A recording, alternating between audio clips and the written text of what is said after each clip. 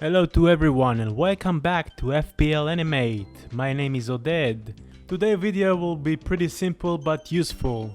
I gathered all of the relevant players who play in the international games for their country over the past week. How many minutes did they play? What are the chances they will play in game week 4?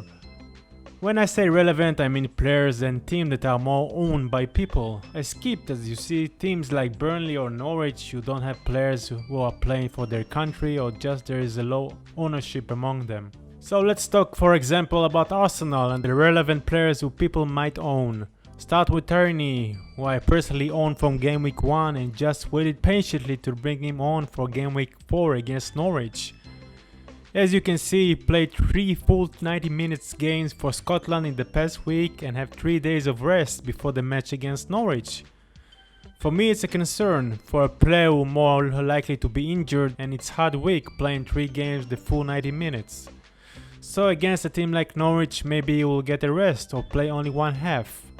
Arsenal do have many defenders who can take his spot for this week, so I gave him only 30% to start. Just my personal opinion. With all of those players, we will have to check the press conference to see if there is more info on each player. Saka on the other end only played the full 90 minutes once on the second game, so will definitely start against Norwich. Again, there could be a lot of reasons that he might not play, but the period of time from his last game is enough for him to play in game week 4. Aston Villa will be in trouble, of course. They're playing Chelsea away and Martinez and Buendia won't be available because of the Corona protocol. I place also players that are owned by few but have the effect on their team if they play or not. Like McGinn. He is an important player for Aston Villa and they will be in much trouble if he wouldn't play as well. He did play 90 minutes on the last international game, but I do think he will start. Mings, who only played in the second match, will start as well. Brentford are here because a lot of people own their cheap defenders. Azar did play 2 games in a row and maybe against a team like Brighton he will rest. Which lead me to Duffy. He is right now the 7th most transfers in the player for game week 4. But looking at his playing time in the international games, you can see he played all of those games and didn't miss a minute. Which means he may not take part on the game against Brentford. If Valtman is fit to play, Duffy could be left out to rest this week. It's only my personal opinion, of course, again, but you should take notice if you do own him. 4 games in 11 days is hard for every player, so there's a chance you will get a break against a team who are considered a low table team. International Everton players will have no problem to play in game week 4 after Coleman and Luka Dean both didn't play in the last game on the 7th of September.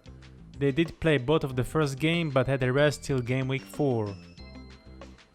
Most of Leeds players will fit as well. Phillips is the only problem because he did play the last game, which was on the 8th, but still have 3 days to recover and Leeds don't really have someone else to replace him in his position. James is here only if Rafinha will not able to play with all the situation with FIFA and the South America authorities. The most talked about team for game week 4 were Wolves. I talked about them a lot in my previous video. Cody and Semedo only played midweek, so they will be well rested. Sias only played the first game, so no problems for him as well. I do need to mention Traore, who I didn't place here, but he did play for Spain in 2 out of the 3 games. But he came as a sub and played about 30 minutes each of those games, so he will be okay. Now I'm coming to the teams who will have a midweek game in Europe next week as well. Here things are much more hard to predict, especially in Chelsea defensive side. I just don't have any idea who will play against Aston Villa on Saturday. Rudiger played full 90 minutes the last 2 games. Christensen played all 3 full games. Azpilicueta only played 36 minutes in the last game but played the full 90 minutes before, and he is not young anymore. James won't play anyway due to the red card, so he'll definitely going to play in the Champions League.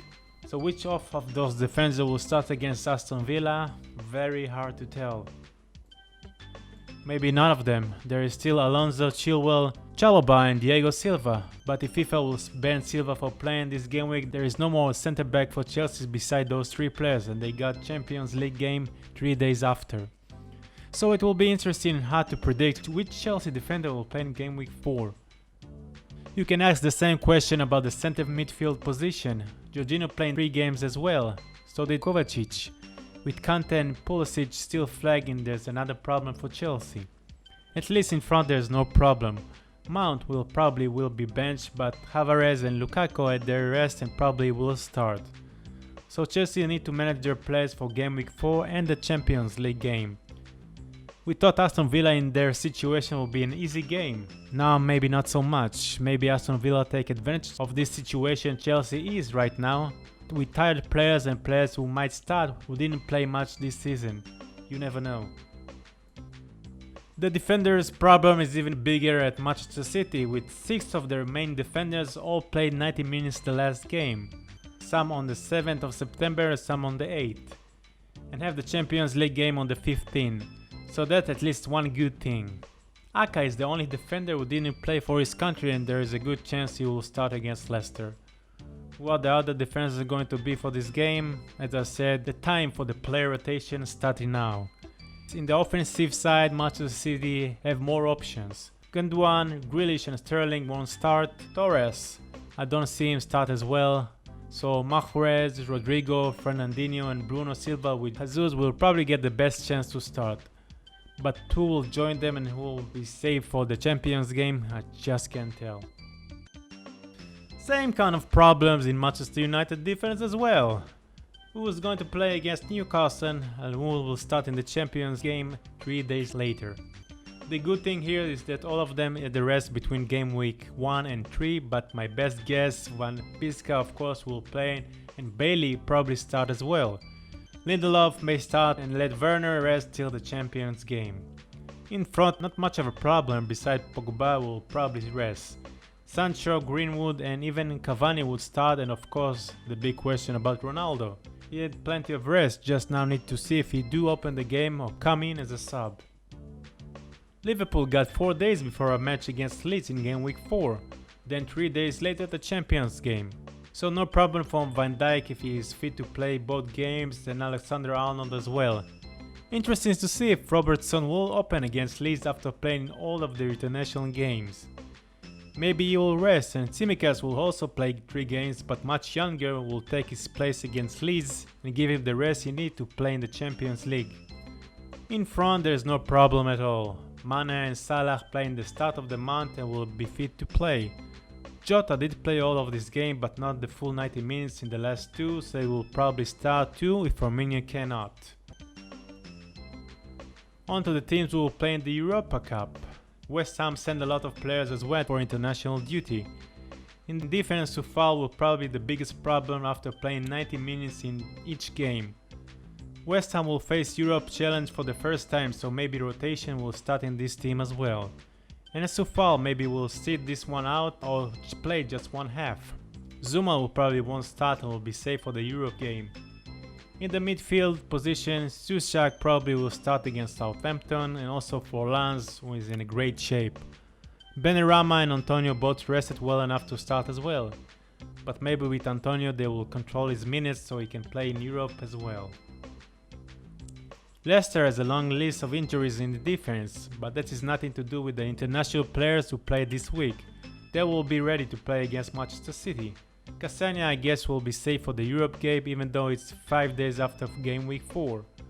And depends if Pereira will recover from his injury. In front, no problem for Leicester. Tielemans will probably start even though he played 2 days before. Maddison, Barnes and Vardy will try to do something against unrested Manchester City defense. Unless there are Spurs who will play in the Conference League. I'm sure they are glad for that.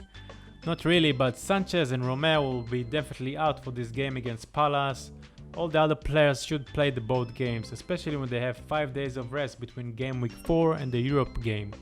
Reguilon could be replaced to give him some rest, but I won't count on it. Harry Kane need no break, he's just beginning to get back to his old self. I don't see him take any break anytime soon. So that's about it for now, a lot of maybes and ifs.